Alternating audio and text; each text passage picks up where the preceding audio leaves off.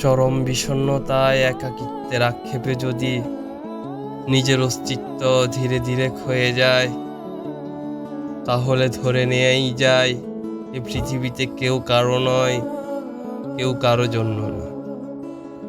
নির্দিষ্ট কিছু অভিমান, কিছু অভিযোগ আর কিছু দীর্ঘশ্বাস একত্রিত হওয়ার পর নিজেকে হারিয়ে ফেলে মানুষ।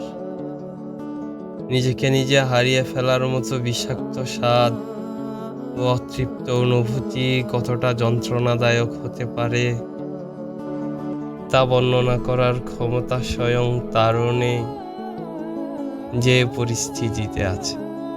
ভেতর থেকে কতটা ভেঙে যাওয়ার পর আর কিছু ভেঙে যাওয়ার ভয় থাকে না, কতটা আঘাত নিজের মধ্যে পুষে রেখে দিলে বিচ্ছেদের ব্যথায় স্পর্শ করে না, কতটা স্বপ্ন অসম্পন্ন রয়ে গেলে আর কোনো স্বপ্ন থাকে না, তা অনুমান করার ক্ষমতা কারো নেই।